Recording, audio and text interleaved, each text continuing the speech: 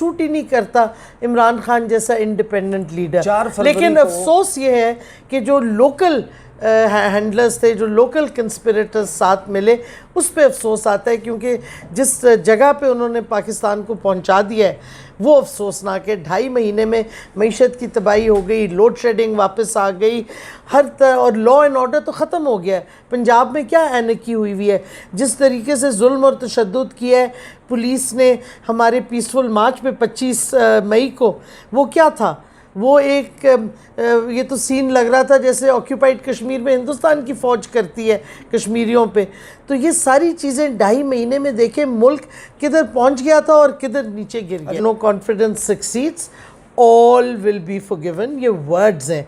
अब किस चीज़ की माफ़ी, कौन सा गुनाह किया था इमरान खान ने, और किस चीज़ की माफ़ी पाकिस्तान को देंगे? ये सवाल उठते हैं ना। अच्छा, ये तो ये गुफ्तगू से वाज़ेह है कि इमरान खान साहब को नहीं भेजा गया था। नहीं, ये साइफर फॉरेन ऑफिस आता है, लेकिन फॉरेन मिनिस्टर को दिखाया जाता है, फॉरेन मिनिस्टर को नहीं दिखाया गया। फॉरेन मिनिस्टर कैसे चला गया? मैं बता रही हूँ ना, फॉरेन मिनिस्टर को उनके अपने सोर्सेज से पता चला कि एक बहुत इंपॉर्टेंट साइफर फॉरेन ऑफिस में आया है, आप प्लीज़ देखें। फॉरेन मिनिस्टर ने फॉरेन सेक्रेटरी को बुलाया और डिमांड किया कि मुझे क्यों नहीं दिखाया। फिर दिखाया गया है फॉरेन मिनिस्टर को, उन्होंने प्राइम मिनिस्टर को अलर्ट किया है। तो साइफर जो आते हैं वो 4-5 जगह जाते हैं। फॉरेन मिनिस्टर के पास जाता है, chief of army staff, ISI, और प्राइम मिनिस्टर के ऑफिस आता है। तो ये क्यों नहीं आया, क्यों नहीं कन्वे हुआ? तो किसको ये कन्वे, किसके लिए ये साइफर भेजा गया था, किसको ये चीज़ें कन्वे करना चाह रहे थे, और फॉरेन मिनिस्टर को उससे क्यों छुपा रहे थे, जो कि इलीगल है जिस तरीके से इन्होंने किया? ये भी सवाल उठता है। तो ऐसे बहुत से और सवाल हैं। फिर मीटिंग्स हैं, देखें फॉरेन डिप्लोमेट्स मिलते हैं।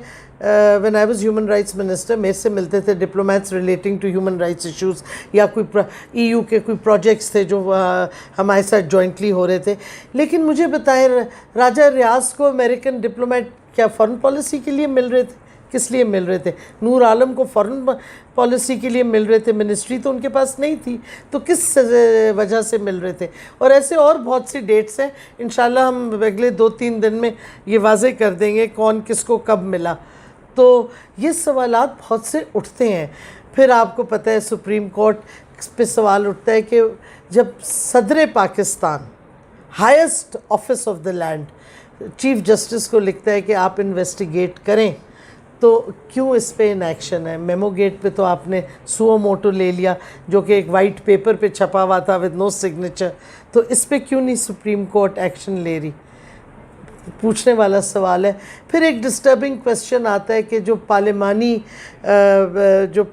के हकूक़ हैं, जिसमें स्पीकर की रूलिंग सुप्रीम होती है, सवाल तो उठता है ना कि सुप्रीम कोर्ट ने दिन भी दे दिया कि जी इस दिन आप बुलाएं सेशन, इस वक्त बुलाएं सेशन।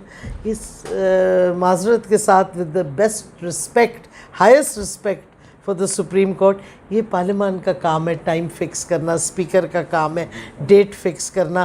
प्रेसिडेंट जब समन करते हैं स्पीकर का काम होता है। ये पार्लियामेंट की इंडिपेंडेंस है, पार्लियामेंट्री सुप्रीमेसी है।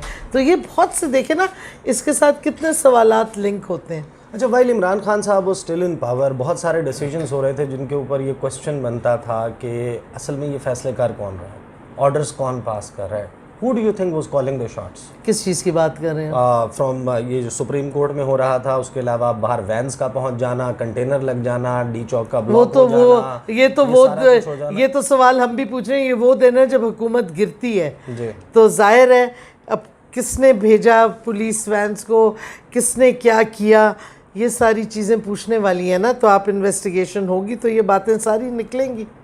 अच्छा, आप यू थिंक कि क्योंकि अमेरिका ने तो खुद डोनाल्ड डू ने तो पेश नहीं होना अगर आप कमीशन बना भी देते हैं ना, US एम्बेसी ने रिप्रेजेंट करना है उनकी गवर्नमेंट नहीं, हम चाह रहे हैं, देखिए हम चाह रहे हैं, रिजल्ट आप क्या सीख कर, हम चाह रहे हैं कि इस पे इन्वेस्टिगेशन हो, इस पे लिंकेज निकले कि कौन से लोकल साजिशगार थे, कंस्पिरेटर्स थे जो इस अमेरिका के एजेंडा को इम्प्लीमेंट कर रहे थे पाकिस्तान में, क्योंकि ये ट्रीज़न हो जाता है।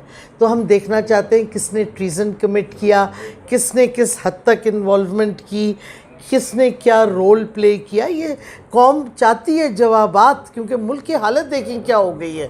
اچھا, ٹورڈز دی کلوزنگ پارٹ میں آپ سے بس 1 سے 2 سوال پوچھنا چاہتا ہوں. آپ کو کیا لگتا ہے کہ اگر امریکہ نے یہ رجیم چینج آپریشن کیا پاکستان میں, اینڈ رزلٹ کیا ہے جو وہ سیکھ کر رہے ہیں؟ وہ شہباز شریف کو کیا پاور میں دیکھنا چاہتے تھے؟ کیا یہاں پر بات ختم ہو گئی, یا عزائم آپ کے ذہن میں خدشات اس سے بڑھ کر ہیں؟ نہیں, وہ چاہتے ہیں کہ پاکستان ایک ڈی سٹیبلائز ہو, اس کی معیشت تباہ ہو, تاکہ پوری ڈپینڈنسی امریکہ پہ ہو اور فورن پاورز پہ ہو, فورن ایڈ پہ ہو, اور پاکستان کوئی انڈیپینڈنٹ ایکشن نہ لے سکے.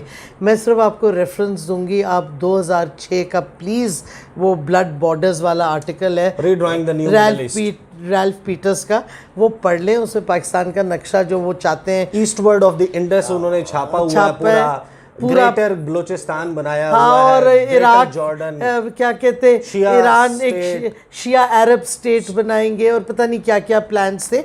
اب دیکھیں یہ ایک لانگ ٹرم ایجنڈا ہے, اور یاد رکھیں Pakistan is the only Muslim nuclear weapon state, تو ہمارے نیوکلیئر ویپنس سٹ انکمفرٹیبلی ود دا ویسٹ. صحیح.